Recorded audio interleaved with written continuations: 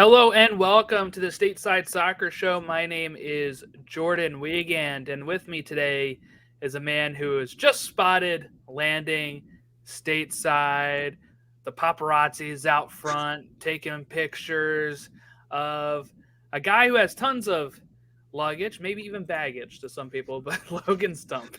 Wow, man, that was a that was a whirlwind of a introduction. I was like getting praised, and then all of a sudden it turned into just being an awful person. So You're awful. I just say you have baggage. Everybody has baggage. Yeah, some bigger than others, as Wayne Rooney can tell you. Yeah. That opening, of course, is referring to Wayne Rooney, who is rumored, or it hasn't been officially announced by DC. They're doing that tomorrow. But it's been confirmed by sources that he is coming back to DC United, this time as a manager. Before we get into that, though, just wanting to say welcome to the show. Logan, how's everything going? Oh, man, it's been good. MLS is starting to heat up as the summer months come in, so that's pretty exciting. I felt like this weekend was wild. Just a lot of stuff going on. Yeah, the summer's heating up, but the stands in Orlando are cooling down. I think I should go just to kind of add a number. I got to add a single unit to that stat that we're probably going to talk about. But man, do we have a lot to talk about? Because I don't want to get too much into my feels because I feel like we do have a ton to talk about. But I'm doing all right. How you doing? Doing good. I'm not sure where we left it last week, but I know I mentioned one of my dogs that had surgery. Now my other dog has had surgery for pretty much the same issue, we think. So that's been a drain, right? But it's been good otherwise. Both of them have handled it well. So just kind of otherwise spent most of my weekend watching the MLS action. Played some softball, had the game of my life, so that was pretty good. Hit a single, double, and triple, so it was so close to that cycle. But yeah, so that was it was a good weekend, I would say. But we're not here to talk about my softball games. That'll be another podcast that we inevitably add. Rooney to DC. So originally this was not what we were leading with, but there was rumors of it, I think, as early as Friday or Saturday. But most of the motion on that came yesterday. I think it was like early Sunday that somebody in England saw him at the airport, and then there was like Rooney watch going on, right? Like next thing you know, there's video of him landing in Dulles International with, English fashion, very Harry Potter-esque with his trolley of like 10 luggage bags coming through platform 9 3/4. So he comes through and, some DC reps are meeting him. There's some fans there that are gathered at this point asking for photos. I think he even made comments at one point that he was ready for the challenge and that there was still just a little bit of things to go over before it was official. But when everybody saw his baggage, Logan, most people knew this wasn't just a one-day negotiation here. It was pretty much confirmed at that point that he was going to be named as DC United's manager. And what I want to ask you is, how big is that for the league? Because not only did he play at DC, but he's been managing Derby County. He just stepped down from there. He had done a hell of a job after they were deducted 21 points last year for going into administration. They got relegated, but they almost made it. That's how good of a job he did. And, he was linked to Everton before Lampard went there, but he decided to stay at Derby to see that out for the year, which I loved his idea there. So he's been sought after by some big clubs. He's coming back over to manage a team that just got smashed 7-0 on the road. What are your thoughts on how big this is, and what does that say for the league getting Wayne Rooney back? I mean, I think it's huge, right? They make a big deal out of David Beckham. We still make a big deal out of David Beckham when he comes up out of the shadows. But now you're going to put Wayne Rooney over here, who's arguably one of the best footballers to ever play in England or the world. And it's going to be amazing to have him back after he had a really good career here and then short stint in MLS. And then coming over here with all of the accolades that, I mean, I'm pretty sure that's what was in his suitcase, right? I'm pretty sure he's just bringing over all the silverware that he has won with Manchester United. But this is great for the league. This is great for the league in the fact that they're going to now have the eyes of the British on them, more so than they already did maybe with Beckham. But now with Wayne Rooney, because he was that guy in England that they just always grew up watching, especially guys that are our age and just a little bit older. I mean, they've watched him grow up as a young boy in England and playing for some of the clubs there, and then coaching at Derby County. And then it just seems like everything is falling into place for him. And not to mention, like you said, we talked about this some here, but we really talked about it on stoppage time when we had that going. That, I mean, he pulled them up out of the grave because they had all those points deducted from their total. And really, I mean, just it was amazing just to watch that from afar, the distance that they traveled. So I think this is huge for the league. I think it's big for DC United and a perfect spot to kind of land, because this was a DC United team, Jordan, that you and I talked about last year as being a silent contender in the playoffs, just because Losada seemed to have had things going in the right direction.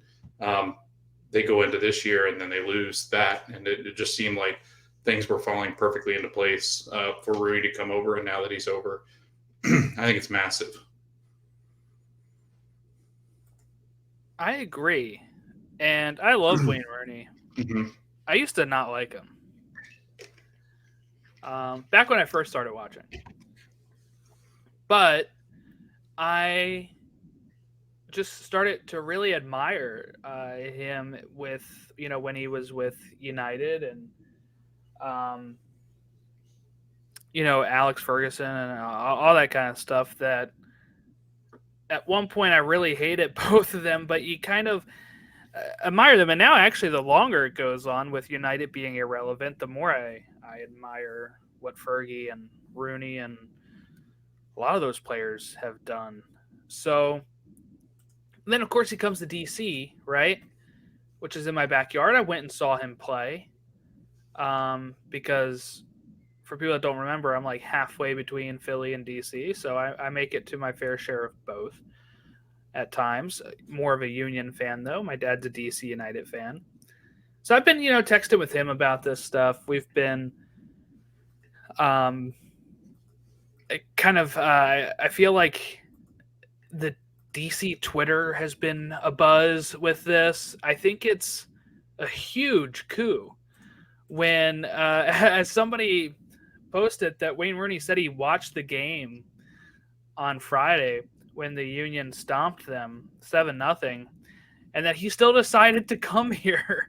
But really, why not? There's nowhere else to go but up, right? Even if he loses 6-0 next game, that's an improvement. So, there's a lot that Wayne Rooney can do here. We don't know how good of a manager he is. He did wonders for Derby. It's a different beast in MLS, but he's familiar with MLS.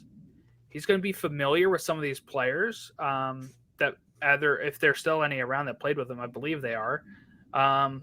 He's going to be familiar with some of the coaching staffs or like the backroom staffs that are probably still there that haven't left. Not obviously not Losada's guys, but anybody that had been there through the Olsen era and all this. But when you look at what he did as a player for this team,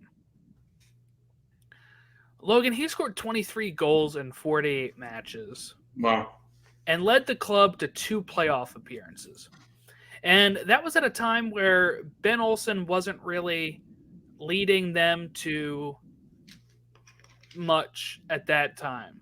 And what I mean by that is they would go playoffs 1 year, miss it for 3 years, playoffs again, miss it for 4 years, whatever. Like, they were very on and off during that time. So for them to get in the just 2018 through 2018 through 2019 seasons, right? He played half of 2018, played 2019, didn't really play any of 2020. He went over to Derby at that point. So he played like a year and a half, right? Scored a lot of goals. If you listen to the podcast version, you hear a goal he contributed to in the opening. That's one of his best moments is, making a tackle at half field when in stoppage time, getting the ball back, whipping it in for Luciano Acosta to head it in. And that was in a year where they made the playoffs. So if he can do what he did as a player, obviously he's not going to go out there and score 23 goals. He's not playing. But if he can inspire this team, and now that they got Taxi Fontes, right? There's hope, I would think, that they can turn this around. They may not make the playoffs. In fact, they shouldn't, right? But if we're looking mathematically, they're only 9 points back of a playoff spot. Now, he is apparently trying to get Luis Suarez to come over to MLS and probably for DC. Now, we don't know if he's going to take that. Suarez says he's got 5 to 6 team offers. And he mentioned he's kind of worried that if he joined a team and they missed the playoffs, the season would end in October, and he would have a whole month before the World Cup. So he's a little hesitant about that. And if he goes to DC, they're probably missing the playoffs. So I'm not sure he would go there. But he can go to a top team for sure and get that run out. And this is why all the people that want us to join the other calendar are wrong. And I know that this is the only time the World Cup is in this time of year. But it's our advantage right now that people are going to come here like Gareth Bale, and they're going to want to play because it's perfectly built up to the World Cup. That's not going to happen the next World Cup cycle. We all know that. But I think having that different calendar does lend you some flexibility for different situations that arise. It allows for you to have informed teams in those preseason tournaments against, the bigger teams, etc. Now, here's the rest on Wayne Rooney here. Sources familiar to Stephen Goff say that Wayne Rooney deal is signed and it's a guaranteed contract through the 2023 season with a team option for 2024. People said that's not a long-term. And no, I don't think he is the long-term answer here. I think this is a stopgap for him after Derby. I think it's here. His wife was very, very adamant she doesn't like living in DC. So I think with this shorter year, he's going to be able to come in here for a few months. She's probably staying back home, right? He's going to finish this season. If things go well, they'll keep him on. Maybe she moves here for 1 year, and then that team option might not get picked up for 2024. So it's about a year and a half, which is pretty much what he was here as a player. So I think that is fine. He doesn't have to be the answer. What he needs to be is to get this team turned around enough because they're miserable, Logan. They're just absolutely miserable. So what are your thoughts on the contract length and all of that kind of stuff? I think he's preparing himself for another miserable run with another team. And I think that he's being tabbed as the coming of the next Ferguson over at Manchester United. So I think they're pretty much grooming him to step into that spot. I think he's not ready for that. Obviously, you saw what happened with Frank. I don't think Frank's quite ready for the big lights yet. And still, I mean, I guess it's out to be seen whether he's really a fit there. But I don't know. I think with Rooney, I think it makes sense. I think we both know that his end goal is probably not MLS. It's probably Premier League back in England, just because it's his home country. Like, he wants to coach there. He's proud of that country. He's played for the national team over there. He's now coached there. He's got younger kids that are going to want to go through the system over there. So yeah, and it's funny that the wife came out and was so adamant about DC. DC is actually a really nice city compared to some of the other big cities you could get into, but more expensive, I think, and I guess more traffic, but more politics. I think there wasn't a lot for her to do there. Though. Yeah, I will say that there's no famous shops, touristy stuff. Yeah, a lot of that. Yes, museums and art exhibits and stuff. So if that's not your cup of tea, but yeah, no, I think that's ultimately what he's being tabbed as. He's the next Manchester United coach eventually. It's just a matter of when he makes that move, because I do think that he gets a shot there, and this is just one of those stopgaps before he can go over there and coach. And I do think that it's very likely. I mean, look at Jesse. Like, Jesse took a kind of alternative route, but he ended up in the Prem. And a lot of Leeds fans love, as you saw in our comments, if you go back to that show, a lot of Leeds fans love the idea of Jesse Marsch. He saved them from relegation. They're in the Premier League. They've got really good players coming in, a lot of youth moving in, so that's exciting for Leeds. And I think people think Wayne Rooney can do the same. I think he can, and he's done it before. He's played well with the young players, kind of molded them into the person that he wants them to be as a captain, and now it's translated really well into managership, and now he's going to be a manager in this league, and then that'll just translate. I don't think this team will be good during his stretch, because I just don't think he'll spend that much time, but I do think you'll see drastic improvement from where they're currently. I think he's going to build a core group there. I think they're going to be competitive. They might hit a playoff spot in the year or so, but other than that, this just seems like a stopover for where he's going to end up next. What I think this shows is that Wayne Rooney really did like being in DC. I think he really did like and love the club, the league. All the rumors of him leaving because of his wife seem to be true if he's coming back here to manage. Because I think if he didn't really want to be here, he wouldn't even take the management job. He was all smiles getting off the plane. He seemed to really, whoever was meeting with him from DC to help him with his bags, he they were excited. Hugged them. There seems to be a good relationship there. So I think that's what's interesting me the most, is that it does seem like he really enjoyed being here. He wants to be back. He sees this as a challenge, right? Yeah. Let's get this team back on their feet, and that's probably all he sees it as. Let's get them back on their feet. Let me assist for a bit, and then I can go again. And, kind of make my mark on this area again, almost like unfinished business that he might have here.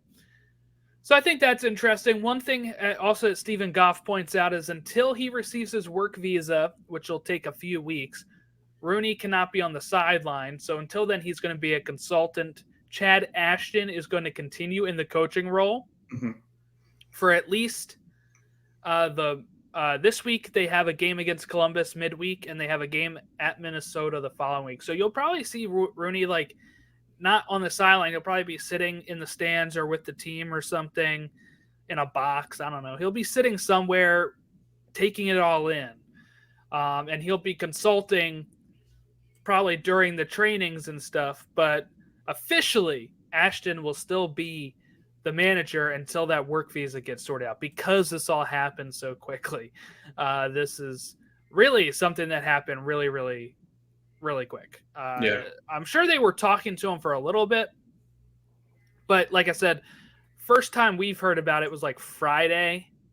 Daily Mail on Friday put something out before the game, and then like I said, Saturday or Sunday morning is when people saw him at the airport, and then Sunday night he was over here in the airport, and that's quick, So probably been a week or two that they've been working on this, but it takes a bit to get those work visas and all that sorted out.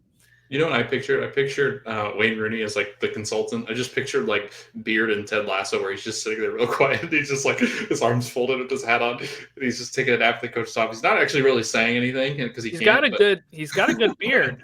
He really does. Yeah, he's got a great beard. I love this move so much. Me too. I love it. I think this is great for the league. Get Rooney back in there. It's great for DC United. They need any sort of positive press right now, So for them, it's great.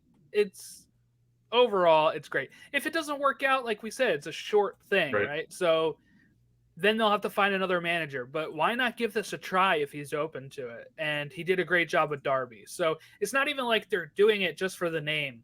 Mm-hmm. He had a legitimate great run at Darby. So Everton was looking at him. Like, this isn't something that's just we need to get Rooney in here almost like a Phil Neville appointment. Oh, he's my friend, let me put him in here. This is something that there's a pre-existing relationship, but also he's qualified now. It's not like a Sam Allardyce kind of situation. I mean, I would take him over here too. Yeah. I'm not seeing anybody for relegation, so it's really not his thing. Yeah, but this is the equivalent though, right? It's Rooney. It kind of is. Rooney coming in at the Darby was in financial issues, DC's in points issues. It's a witching hour there. Get in there and turn it around for us a bit. So I'm gonna be very excited to see what happens with this going. Your dad's got to be pumped too. Like, your dad's got to be like through the roof, ecstatic. I think he is. It's hard to read over text, right? Yeah. He gave it a thumbs up, and I'm like, is he excited? Or is it... I'm like sending it to him, like, yeah, pumped. Yeah. He's like, okay. Thumbs Maybe up. The team's not performing very well. You're just kind of like, eh. But yeah, I told him. I know. I was teasing him during the Union game. I said, "Oh, we should have went to this one." Oh man, I lost my drink there. Okay. Let's talk Atlanta and Josef Martinez. Yeah. So Atlanta goes out and they lose to Austin 3-0. They haven't won since June 19th, so we're coming up on a month. They've had 3 losses and a draw. And Josef, after the match, because this was a home game, I have some quotes here from him. This game happened months ago. A lot has obviously changed since 2017. Nothing that happened tonight was a surprise. We all have to think hard about what we saw here today. It could be my last year here. I've got 1 year on my contract left. Then they ask him if he agrees with Pineda about the team not fighting for each other. And he says, yeah, actually 100%. This didn't happen today. It happened in the beginning of the season too. We play because we have to play. In training, some players don't have that energy. They don't appreciate the jersey. That's the biggest problem. The injuries are not a problem. We play soccer. You can have an injury every day. And people think, oh, we lost this guy. We have a mistake. We all make mistakes. We are professionals. It's not kids anymore. And if you come here, you have to know what we have to do. If you don't come here for 100%, you don't have to choose this club to play. That's the message for everyone. If you want to bring guys, it's because they want to play here. It's not because of business, and has been for a long time. Ouch. Pretty scorching. You're on mute, Logan. Like I said, he's not wrong. Like he's not. I mean, I know a lot of people are mad about what he said, and I get it. I don't think you use the media platform to do this, because I think this causes even more of a headache for some of the younger guys too and around. But he's not wrong about the whole situation. Ever since 2017, this has been like a tank job. I mean, this has been awful to watch. He hasn't helped himself because he's been hurt. He doesn't help himself with this kind of sentiment for the club, but he's been doing better though. Yeah. Is he wrong? No, he's not wrong. And I'll take the opposite approach to you, Logan. I think this is absolutely what they needed. I think they needed this in the public. This isn't just a message to the fans, to the players. This is a message to Carlos Bocanegra and the people up top to stop just bringing in players for a bit of business. Get players that actually want to be here. Almiron wanted to be here. That's true. He knew that he had to do well here to get overseas. He knew that. Josef and him had a connection. These players understood that. Why does he not have the connection to other players? It seems like it might be because some of them don't actually want to be here. Some of them are not trying in practice, it sounds like, if what he's saying is true. And after miss after miss after miss after miss, Bocanegra's butt has to be on fire right now.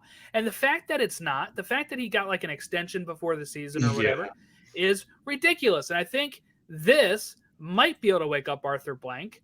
Maybe. You have your star player, the player that every fan loves, who gives it his all every game, out here roasting Bocanegra, all of upper management, the players, all of that stuff.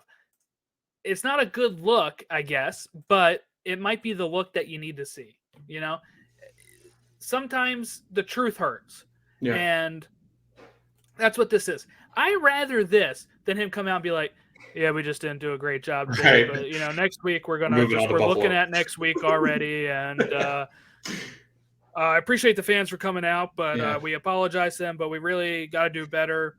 No, he literally laid it out on the line. Everybody's complaining about the injuries.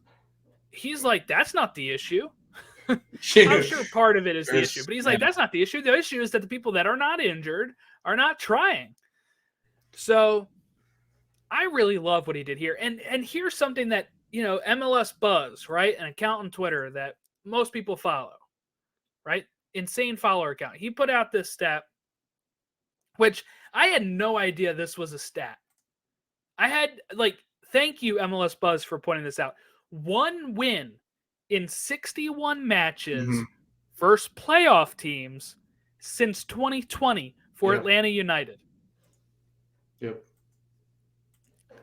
Now, also, Carlos Bocanegra, he puts, has fired 2 managers, spent $30 million, and got a contract extension. This team was built off Tata Martino. That is becoming so much more apparent every single week. Since he's left, this club has been a shell of itself. Frank de Boer was somehow able to get a U.S. Open Cup out of this team.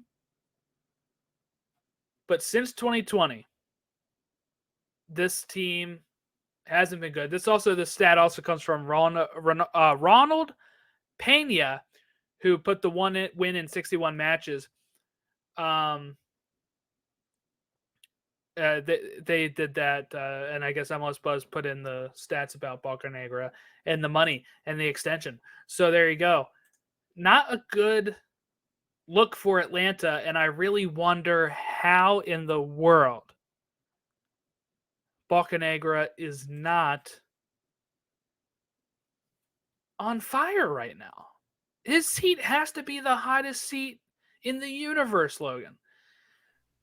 We talk all the time about how important it is for a club that comes in and to make a good impression early on. And this team did. But the more that this stuff keeps happening, the more those fans are going to disappear, right? Now, luckily for Atlanta, they don't have many other good teams to go to in their sports right now. So, I mean, the Braves are streaking, but it really is tough. And I say this as somebody that was a fan of Bocanegra as a player, right? But we got to separate the player and the GM or whatever his official title is at this point, because this is not how a team like Atlanta should be going right now. They had such a good start. They should be one of the premier teams in this league, and they are fan base wise, but they're not play wise right now. And I don't think that's all on Pineda. It definitely seems to be, as we've talked about before, they're just not landing these signings. They're not making the right moves. They're not maybe playing as hard as they can. So do you think, Jordan, with a year left on his contract, do you think this is a swan song? Like, is this Josef indicating to the front office and management that this isn't going well and I'm leaving after this year? It could be, because it is funny he brought that up. All the other times he's brought this up, contract, he says he wants to be here for life. Yeah. Wants to be at Atlanta. Yeah, this is the first time the tone's changed with him. Like Different he doesn't the tone seem like seems fiery almost one. it's him or me, doesn't it? That's what it kind of sounds like. Yeah. I'm not saying that's what it is, right? I'm not trying to speculate. But if you say, I don't know if this keeps going on, I don't know if I'll be here. Like that sounds like, okay, it's either him or it's me. And I'm the one everybody loves, right? Do you remember when Gabriel Heinze was here last year as well? And he had a moment where he was training. Remember when he was training off by himself though? And he said that it was more than just the coaching. Like it seems to be like this has been brewing in the water ever since the last 3 years, probably. I mean, this has really started and like come to fruition after the 2020 season. Like after that, it was like all hell broke loose. And you're right. It is constant strikeout with their players. I mean, it just like we were looking at. We talked about it a few weeks ago, right? Yeah. The top signings, when we talked about Chucho Hernandez coming over, the top like 8 players transfer wise to MLS, I think it was 4 or 5 were Atlanta. And most of their names were not names that they've made money on. Right.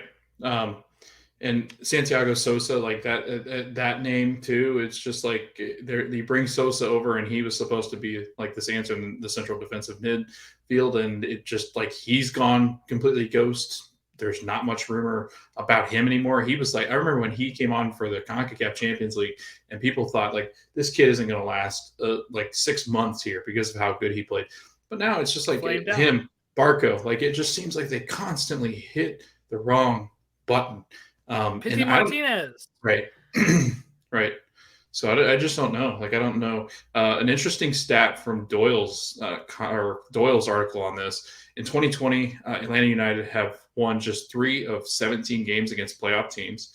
In 2021, they won just once in 15 tries.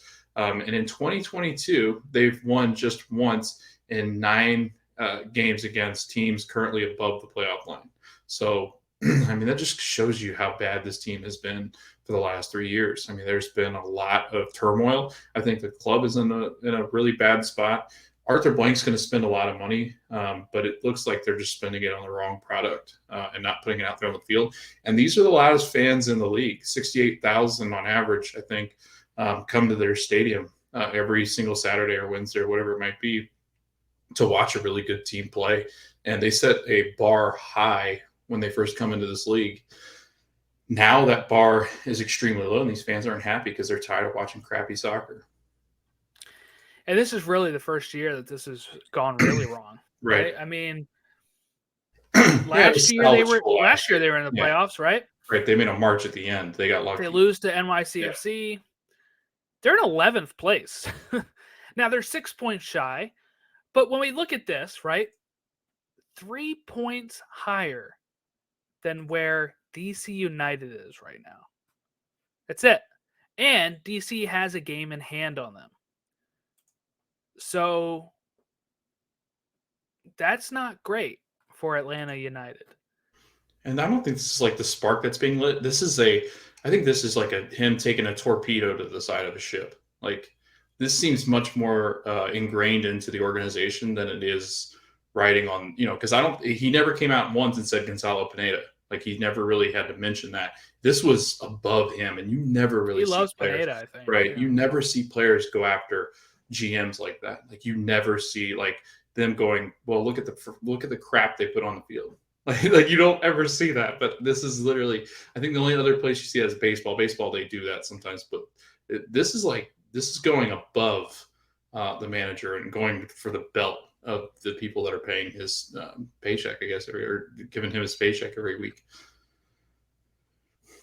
I love it. This is what we need more of. Less of the cookie cutter. We fought hard. We'll get them next time. Press releases, post-game messages, all that stuff. All right, let's get into the actual action, I guess. So Friday started off pretty good.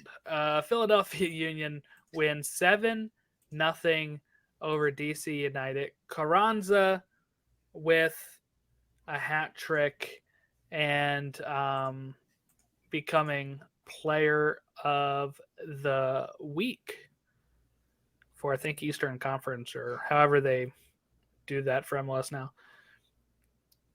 So pretty big result. This ties the biggest win margin. It's always been by 7. So I was hoping for another one just to break that record. But Union, out of nowhere, 7 goals. I think Doyle had put out they had scored like 7 goals in like the last month before this. And then they go on and score 7 in one game. This is not something this team usually does. Any thoughts on them putting 7 past DC? For a team that's been pretty lackluster in the attack lately, this is something the Union really needed. And they did it over Wayne Rooney's DC United. So, I mean, that's pretty impressive to do that all at one fell swoop. I mean, before he even came to the club. No, but it's a really good result for the Union. To see Julian Carranza grab a hat trick, that's got to feel good for him. Because it's goals like it's games like this that really get you. Like Taxi had a game like this just recently, and it can turn your season around. Like this can get your confidence going once you see the ball go to the back of the net. I mean, then it's almost like they come in bunches, right? So this is a big win for the Union, even though it's against DC United. They really needed the 3 points to kind of stay above surface in the East. You really don't want to see yourself drop into that 4th spot or 5th spot to kind of get closer to an away playoff game to start with. So this was huge for the Union. Now they're keeping par with the Red Bull and looking at the top of the East here soon. So pretty good win for Jim Curtin and the boys. Yeah, we had after that LAFC versus LA Galaxy, which was another fun one. 3-2 it finishes for LAFC. Cifuentes scoring 2, Arango scoring 1. And this was a 1-1 game before Cifuentes scored to make it 2-1. And then Arango scoring to make it 3-1. And then Ravelson scoring to make it 3-2 with just 9 minutes left. But not enough time for the Galaxy to get back into this game. That puts the Galaxy 5th place, LAFC still top. They're 2 points above Austin FC right now. So big result for LAFC. Remember, we talked about how LAFC had not won since 2020, October 25th of 2020, that they had won against the Galaxy. So huge for them to kind of get that monkey off of their back a bit. And any thoughts here on Trundle's first win as in El Tráfico here? An impressive one. Kudos to him. Hats off to him. And he's got to be feeling great when he's looking over at the social media team, constantly in Gareth Bale's face, presenting what is going to be probably one of the scariest attacks in MLS that we've ever seen. If Bale can get out there and stay healthy and play every day, I guess. What's really interesting is he was in training today, Jordan. So it should be pretty soon that we see a Gareth Bale debut. So I'm pretty excited about that. They were kind of hinting to next week. Yeah, like this upcoming week. I figured because he was going through intense training. This wasn't like, he's over there stretching with the trainers and they're kind of keeping an eye. Like he had the penny on. He was out running with the guys. And I'm assuming that he was in shape anyway because he's probably gearing up for preseason, what would have been preseason over there. So, yeah, I mean, I'm really excited about what's coming for LAFC. This is a huge win in El Tráfico. Any time that you can beat your rival like this in a game that really took off after the 70th minute, it's an exciting time. And to win games late, that's a definition of a team that's going to be around for MLS Cup for the months to come. It looks like LAFC is going to be on top of that Supporter Shield hunt. This helps. This helps tremendously. This helps that if they face each other in the playoffs, they have this to draw back on and say, they don't have our number anymore. We can do this, right. And Bale had a great halftime interview with Taylor Twellman and John Champion, where he mentioned what it was that kind of brought him over here. And he just said it was a really good pitch when he was talking to the owners. And, because he had offers from other teams over in England. But Yeah. He really just wanted to kind of give us a go. He said it felt good, and he wanted to bring them a trophy. All the right stuff you want to say here. He did some trolling as well. I'm not sure if you knew this, Logan. He did not speak Spanish at all his time at Real Madrid. I saw that. And then his first video when they introduced him in LAFC, he's speaking Spanish. So that set some of the Madrid fans off. But I thought that was very. It was really good Spanish too. It was like he'd practiced it. You could probably tell. Practiced that one line for 2 weeks. Probably the whole way on the train, like or on the plane. Train. He's just like absolutely just practicing on Duolingo. like yeah. He's got those little bird marks up or something. I don't know what he's doing. I see you on Duolingo all the time, so I thought I'd make a comment there. Yeah, 41 days in a row. There you go. But no, I mean, you know what's funny though? That, like when he was talking about it, you can tell that LAFC, and they might be one of the only clubs, Jordan, that can do this. I would say Atlanta could probably do this. NYCFC could do this, but they don't have a world-class stadium like LAFC does. But I feel like LAFC can give you that, like, you know, that royal treatment that you get in England where they pick you up in the black van. It's got TVs. They pick up your wife, your kids, whatever it might be. And then they take you to the stadium. The stadium is really impressive. It sits amongst the hills. It's got the palm trees. I guess the only bad thing I did see was when Andrew Weeby commented on it too. They like walking through like this like hallway that looks like a motel. Like, what is that office? But they're like, but other than that, like it does sound like LAFC with the pitch, with everything that they can provide. It seems like they're one of the first class like experiences that you could have here. So that's probably what really helped, because I couldn't imagine him strolling into, no offense, please don't take offense to this, but could you imagine him rolling into like Cincinnati going, all right, I thought when you kept saying no offense, you were going to say a Union, and like him rolling up in Chester. on a cargo ship, like, hey, where we don't even have like paved parking lots, and it's going to be like, what is this? No, but you know, that's a good point though, because their ownership team includes like Mia Hamm, Magic Johnson, Will Ferrell. Yeah, you get to like the star treatment. They go to the Staples Center of the Dodgers. The Dodgers of MLS, right? He'll be at a Dodgers game in no time. Like tomorrow, he'll probably be. You know, oh man, could you imagine him throwing out the first pitch? Oh yeah, he'll definitely do it. You know he will. But do it with his foot. Yeah. While speaking Spanish. Oh boy.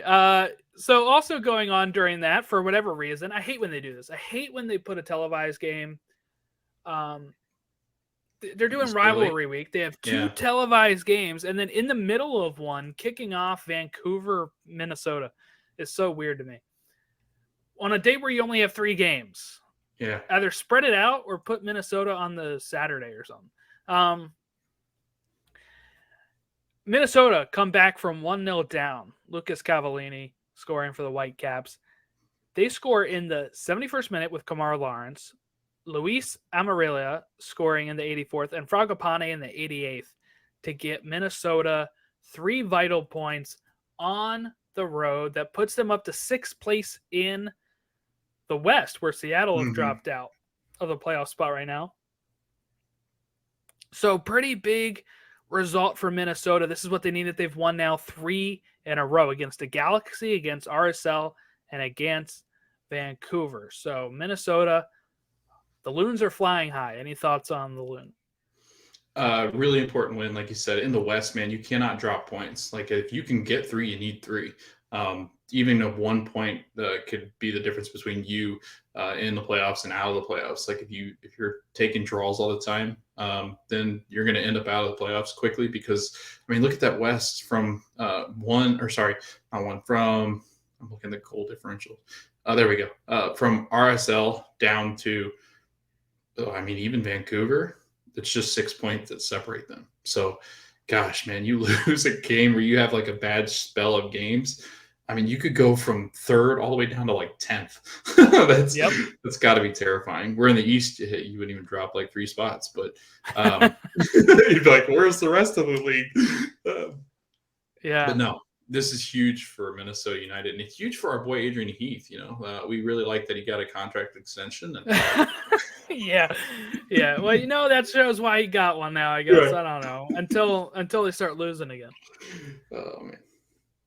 All right. Let's talk the Saturday results. We had NYCFC versus the Revs. NYCFC win 4-2. 3 penalties called in the first half against one team. That is an MLS record.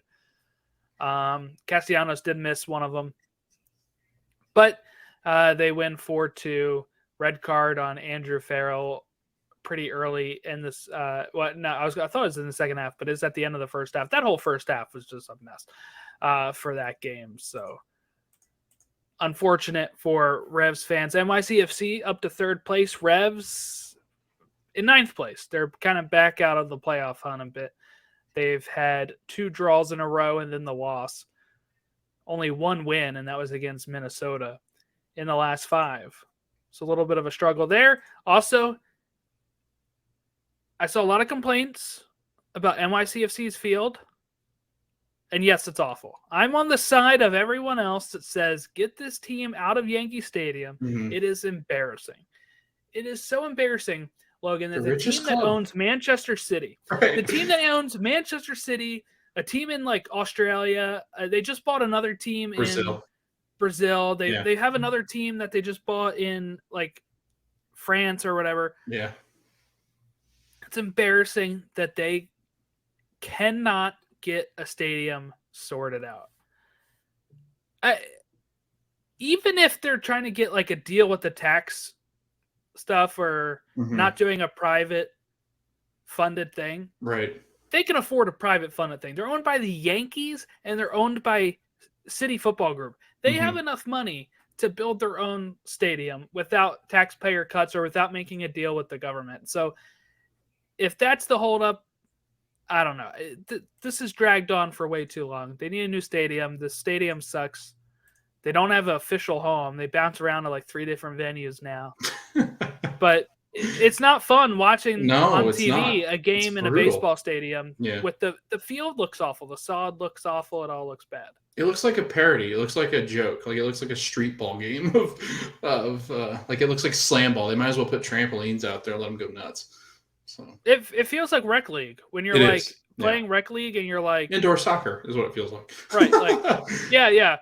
Or like even high school and like turf where they have all the different color lines. Yeah. And you're like, okay, I'm kind of in the lacrosse inbounds, but I'm also in the soccer line, but I'm in the football, and you don't know what line you're supposed to look at. Yeah. And somehow the basketball line's out here too. I'm confused. Yeah, it's just really bad field. And I understand NYCFC's fans are defending it. They're like, oh, the Revs field is awful too. Yes, it is. They should get their own stadium as well. Right. But as a neutral, it is annoying watching games in Yankee Stadium. Maybe that's my Baltimore bias. Okay, so we had Seattle versus Portland. Logan, I missed a little bit of this game, come home, and I'm like, what is going on here? Yeah. I come home, and it's at that point, it was 1-0, and I'm like, all right, I'll settle in here. As soon as I turn the game on, the Reagan red card, second yellow. And then, of course, Moreno penalty kick in the 82nd minute, Asprilla in the 85th, and that game was over. Portland somehow get a win on the road. What happened there, Logan? If Tyler Adams gets hurt, I hope he never does, but he seems to be the one that's injury prone. Eric Williamson has been fantastic, coming back off the ACL injury. And I know a lot of people are praising him on Twitter. Doyle wrote a really nice thing about him in his week's weekend wrap up.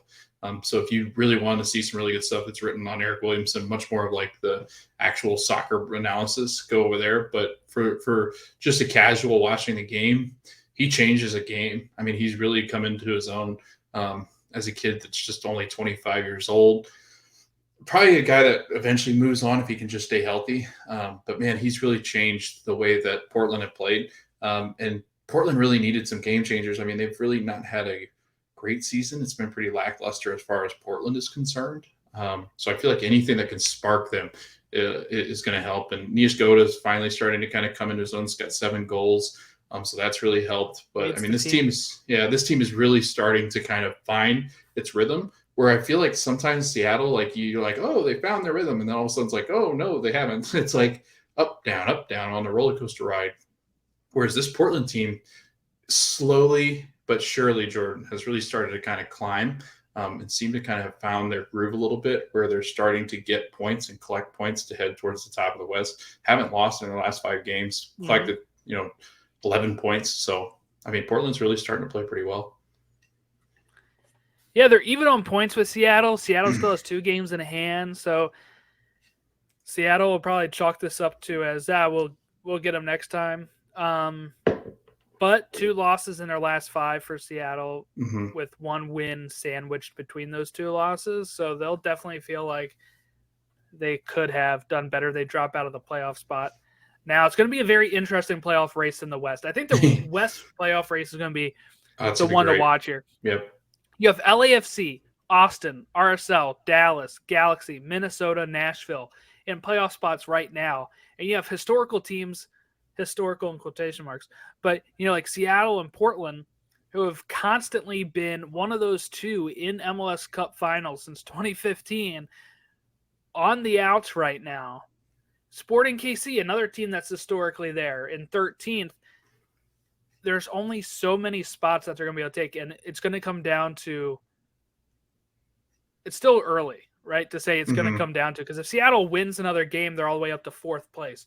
So just keep an eye out, everyone, that this is going to be the race that you're going to want to watch, is that Western playoffs. And if you're on the West Coast, that's great for you, because those games kick off at great times. If you're on the East, it's going to really suck, because you're up until 12 or 1 o'clock watching these things, which I usually am. Okay, Austin FC versus Atlanta. We talked about the Atlanta side of it, 3-0. Austin, Felipe, Finley, Jerussi. That finishes 3-0. Austin, our 2nd place, Logan. They have not lost in their last 5. They have 1 draw in their last 5 against Dallas. They have Jerussi with 11, which is the most in the Western Conference. Castellanos has 12, which is the most in MLS. What is it? Can Austin conceivably take that top spot away from LAFC? No. I mean, conceivably, yes. Mathematically, yes. I think with the infusion of talent that LAFC is about to get, no. But yes, it's conceivable that Austin could be Kings of the West and maybe Supporter Shield winners. Like, that's pretty cool to say for a team that's really struggled over the last year or so. And now they've really kind of turned around. And Jordan, they're going to get rid of Cecilio Dominguez, or they're going to have to buy down Alex Ring's DP spot, which they had just given to Alex Ring. So I don't know which one's going to happen. It seems like Cecilio is more likely on the way out, because he's had what we assume is off-field issues, because he's been away from the team some. But it's also being reported by ESPN Brazil that what is his name? Emiliano Rigoni, I think that's how you pronounce that, is headed to Austin for $4 million if they can get that money off the DP spot, whether it's Cecilio or Alex Ring being bought down, because Sebastian's not going anywhere, so that can't happen. So they're going to have to move out some spots, because I think Rigoni's going to require a DP spot, and those 3 spots are already taken. So unless they go like the Inter Miami route and have like 6 DPs, they're going to have to do something there. But Jordan, back to your question. With that, I mean, I've watched him play, and he's highly talented. He's played for a really good team in Brazil with Sao Paulo. I think he was over in Italy for some time with, I forgot how I'll butcher the name. It starts with an S. You probably know what it is. Sapadori or something like that. But he's played over there. I think he spent some time in La Liga as well. So the kid's got talent. I think he's 29 years old. So he's going to step in. He's going to have worlds of experience. And I think he's going to be really good on the wing for them. It's just a matter of getting that deal across the line. But again, man, like the top teams in this Western Conference are just a bear to deal with. Like, I can't imagine any of the Eastern teams beating these teams. I would say LAFC and Austin are really talented clubs. But I'm not sure Red Bull and Philadelphia are even in the same breath as them right now. So should be pretty interesting to see how Philly could stop them from scoring. Philly, they just couldn't score 13 goals again, right? Which is the lowest. Yeah, nobody else comes close to that, right? Right. Second lowest is Like they're up there with Second lowest is like LAFC and NYCFC with 21. yeah, No, 20. LAFC. Crew. 20 have given up 20 for the Crew. So 7 goals. They have that lead by 7 goals, the Union, on how many they give up. Plus their stats just got inflated for goals forced. Yeah. Like you could take 7 away. Right, that's pretty good.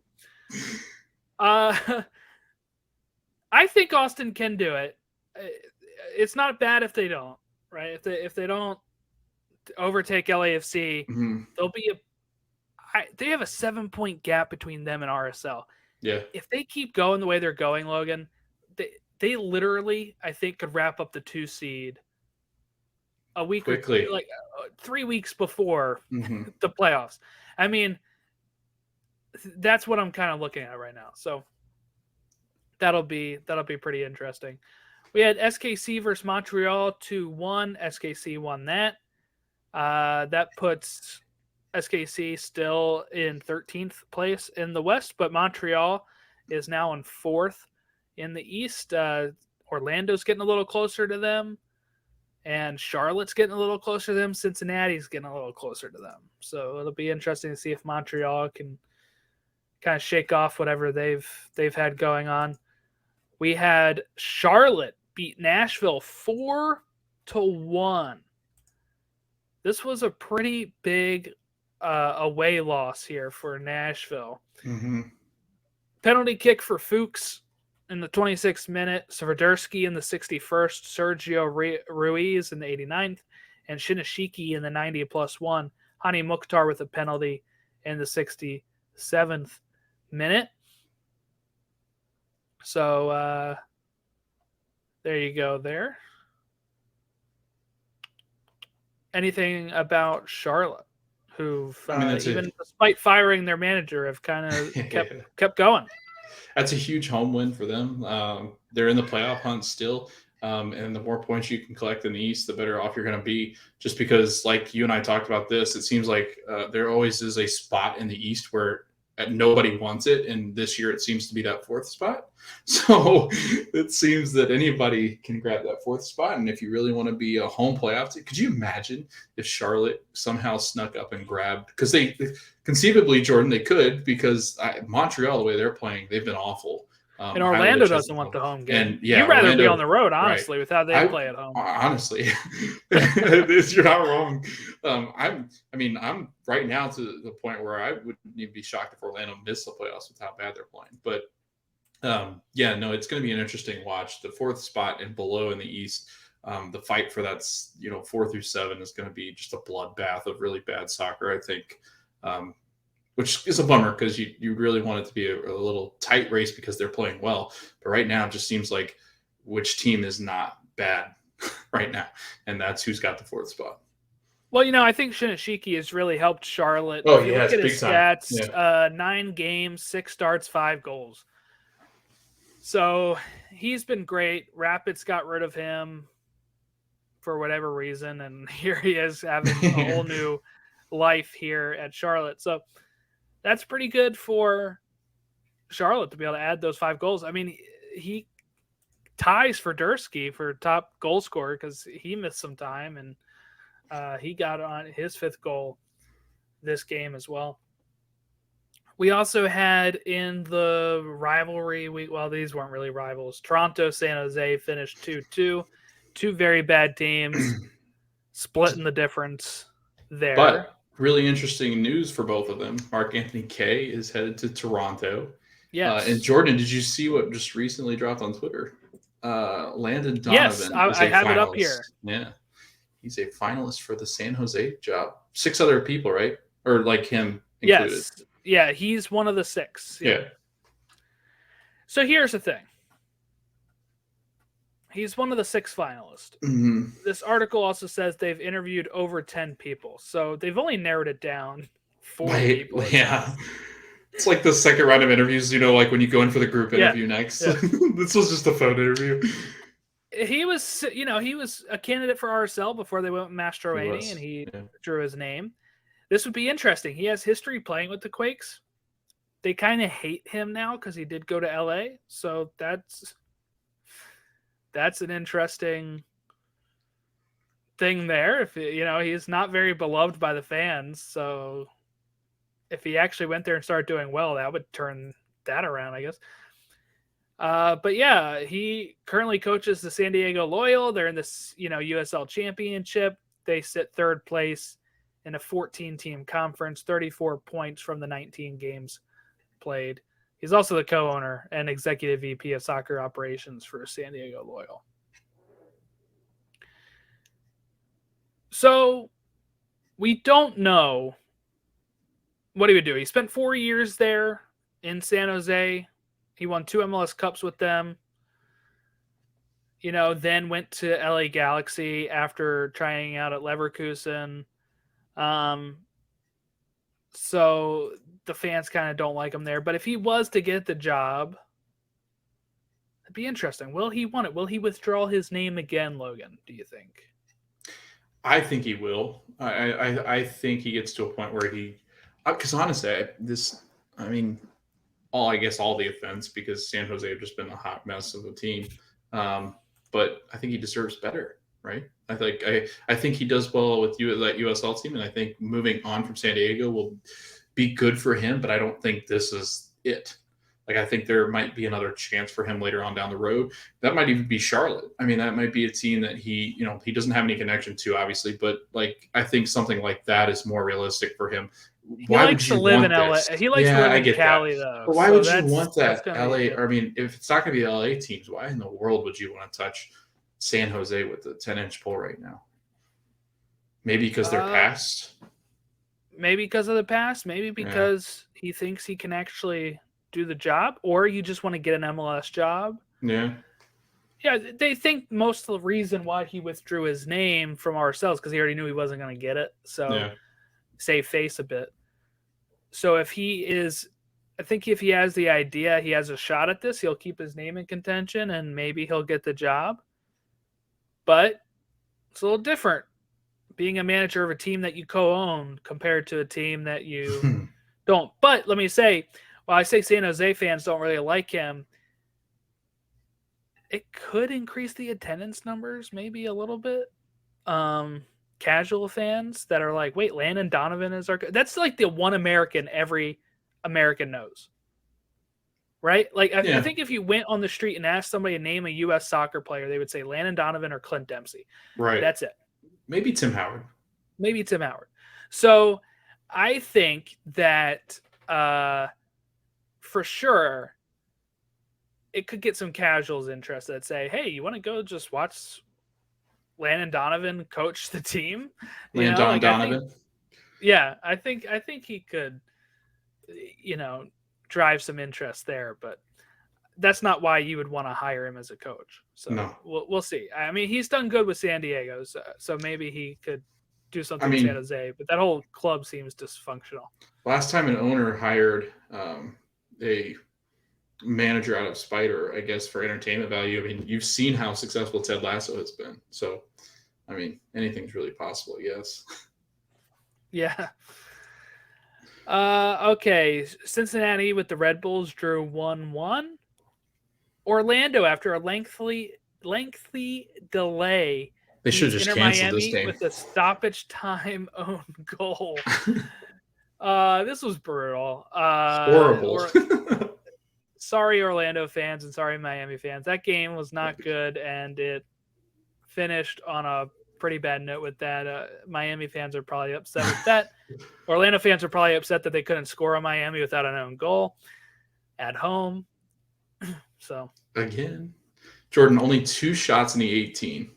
That whole game, or 2 chances, created in that whole game for a shot creation chance. So fantastic, Orlando. Nice job.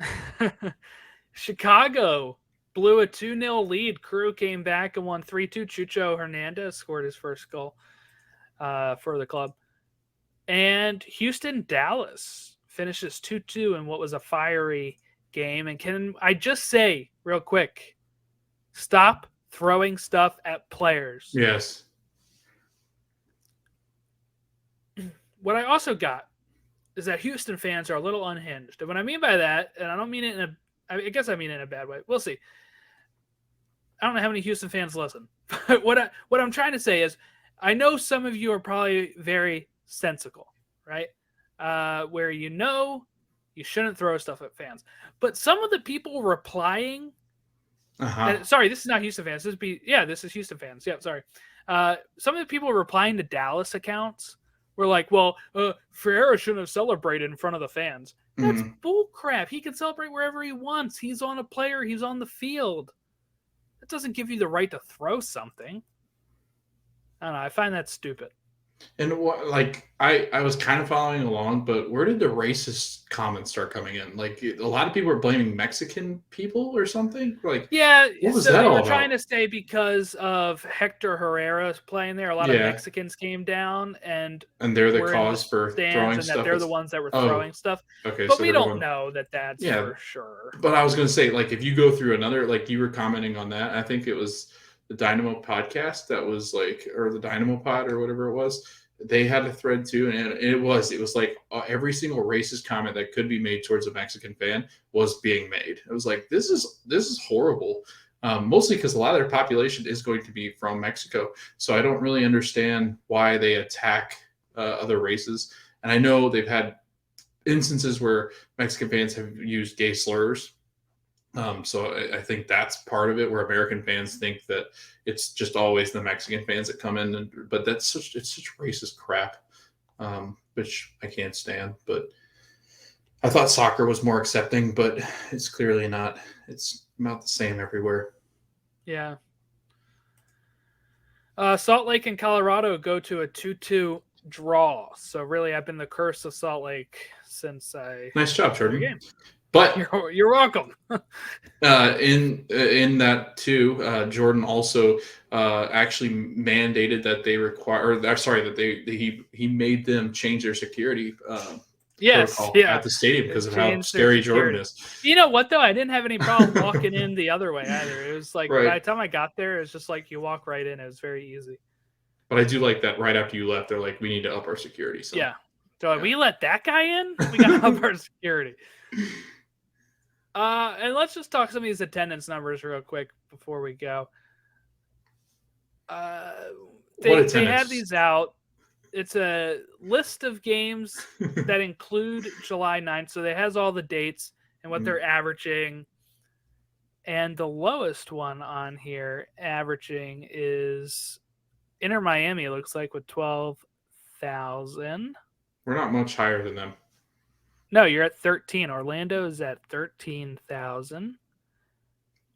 San Diego is at 13 as well. Houston at 15. They're climbing a little bit more now that they've been a little better. Dallas is up there with 16 now. But, the highest is Atlanta, 48.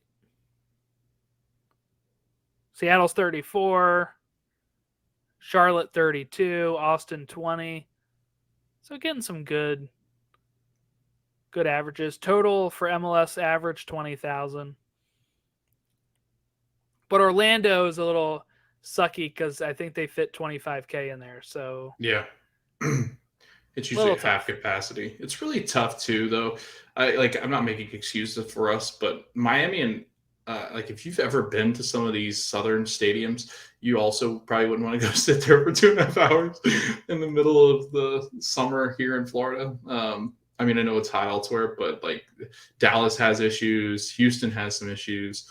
Maybe they should start making domes then. That's what I was thinking. I was like, let's put them inside and then see what happens. Because although I will say the Magic do an awful job with attendance here as well. So it's not just soccer. It's every sport here. Well, I think if Orlando is more exciting, I know you can say that they're in a playoff spot right now, but they haven't been. Oh, we've been awful. They haven't been playing well. No.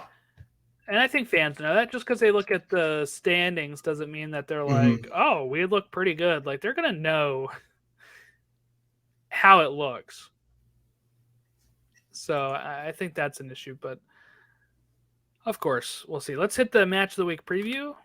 It's time for the Match of the Week preview. Match of the Week preview is where we tell you what game to watch this week. If you want to watch a game tomorrow, there's only one, Austin and Houston at 9 o'clock on Unimas TUDN and Twitter. That's part of Rivalry Week as well. We have on Wednesday, Atlanta versus Salt Lake at 7:30. So, can RSL overcome the Jordan curse against a team in really rough form like Atlanta? We'll see. Chicago, Toronto at 8 o'clock. Cincinnati, Vancouver at 8. DC, Columbus at 8 o'clock. Miami, Philadelphia at 8. Another rivalry match here, Minnesota, SKC, I guess. ESPN is where you can watch that. 8:30, Nashville, Seattle. Rapids, Orlando at 9. Dallas, NYCFC at 9. And on FS1, LA Galaxy versus San Jose. Another rivalry week match. And Logan, this is on FS1. I'm going to call this one the Landon Donovan Classic here. That's what we're getting. That's what we're getting here. Especially if he chooses to become San Jose's manager. That'd be very interesting. That should be a layup for the Galaxy to get back on track, that game. Especially at home. So I guess let's start with the midweek games.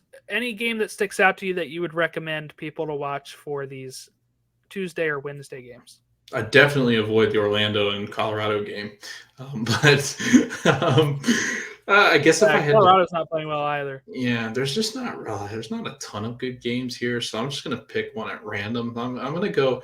You know what? I'm gonna go with the Texas Cup or whatever they call that thing. With Austin and Houston. It's going to be at Austin. Austin sitting what could be on top of the West. If they collect some points here, they'll actually be sitting on top of the West because LAFC doesn't play until the weekend. So at least Austin could say, hey, we are on top of the West at one point in our tenure here. And it's just their second season. So, I mean, this is really impressive for them. I'm excited to kind of see what happens there with the transfer.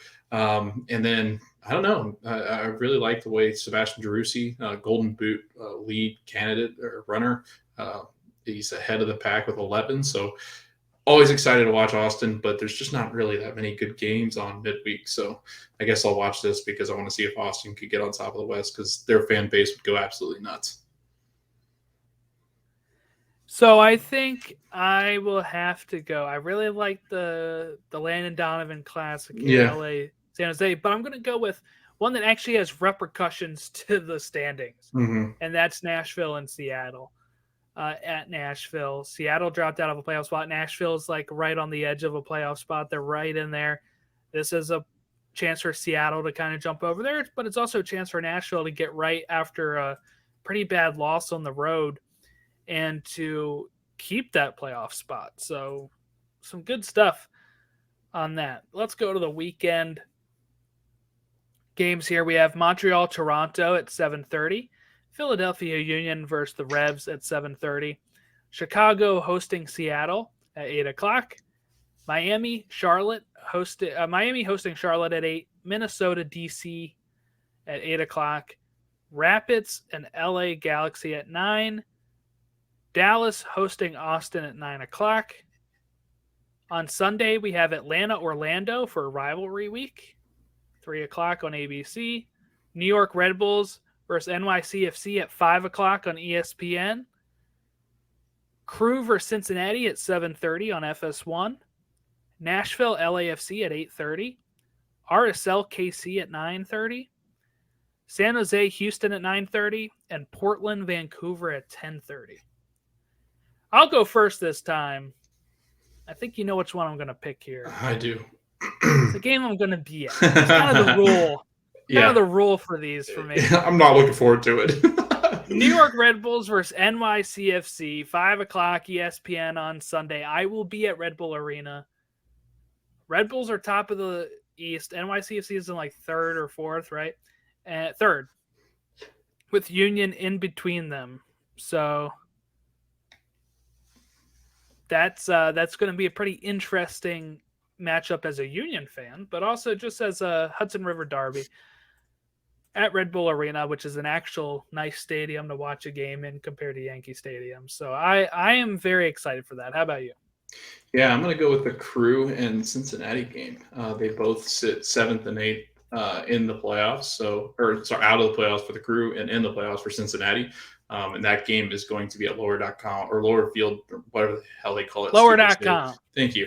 They're going to be playing on the Death Star, so I'm pretty excited about that. They've rebuilt it. Looks good. But no, I'm excited for this just because I think Cincinnati can finally show Ohio who is the king of Ohio. I think Cincinnati right now is the better team on paper. I think they've been playing pretty well. Can they stop the Crew defensively? That's the big question, because Cincinnati does have a hard time defending. But if they can figure that out, then I guess it'll be a good thing, and they can beat Crew.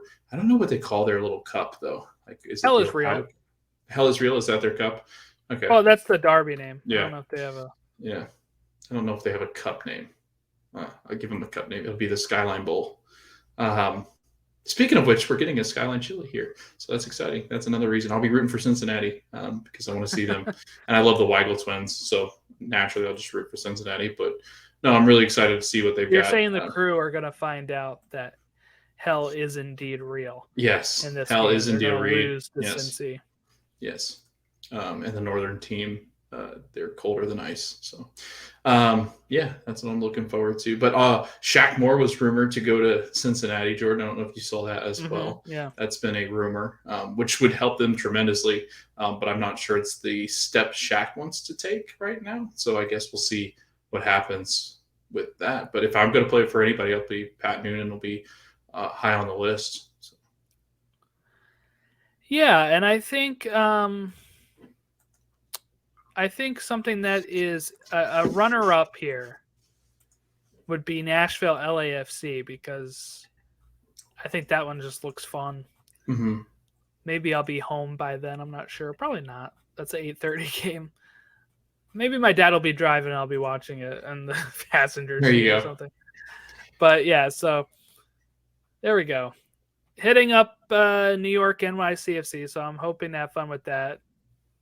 Still trying to work on my video for the RSL one. I keep telling my wife to send me the video file she took, because she took some video while I was taking video, and she keeps forgetting to do that. So I'm gonna have to keep pressing on her and say, "Hey, can you send me those videos again?" She's fired.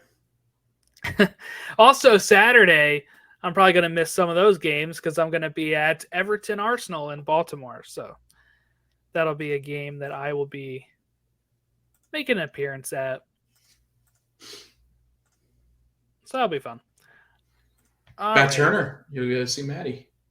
Maybe. I mean, he's been playing in their friendlies. Yeah, I know he didn't have a good save on one of them, and people started freaking out already. That's because he's an American goalkeeper. It's the night drive. We can add our own music in here now. Ooh, so then I can play the violin or something. Well, I was gonna say we could put our theme song. Oh, okay. I see.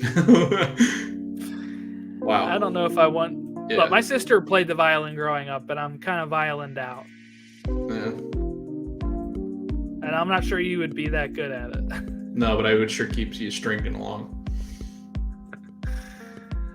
Did you ever play an instrument? Piano. Really? Yeah, randomly. The piano, and everybody played the recorder, right? That was an everybody thing. Yeah, that was an everybody thing. Okay. Yeah, I played the piano, yeah. Not long. I hated it. Couldn't spend that much time sitting in front of something. It was so boring. Interesting. I played clarinet. Did you really? Bass clarinet, yeah. Wow. That's interesting. I didn't know that. Yeah, you learned something new. We've known each other 9 years, and you just found that out. Isn't that wild? Almost a decade. Holy crap. It is crazy. Well, if you want to give us any sort of follows, you can reach us on all of our platforms at Stateside Show. So Twitter, Instagram, Facebook, TikTok. I haven't put too much on there. You know what I'll do? Darn it, I should have done that while I was there. I'll try to do some TikTok stuff for when we're in stadiums. Going to New York and going other stadiums, yeah. That's a good idea, darn it. Okay, well, man, I could have done so much stuff. Now I'm going to sit here and that's going to bother me for the next few hours here where I'm like, then I started thinking, like, did I create that after the trip? No, I created it before the trip. I know that. I'll have to text you and remind you in a couple hours that you didn't do it. So, yeah, reach us at all of those platforms. Follow us on TikTok, I guess, if you want. But hope everyone has a great rest of their week. Enjoy the midweek action. Enjoy the weekend action. And we'll catch you all next time for episode 130, Logan. Oh, wow. That's a lot. That is. It's a lot of Logan and Jordan. That is a lot. So if anybody's been listening for that long, we appreciate it. Don't know how you put up with us. But thank you for listening, and we'll catch you all next week.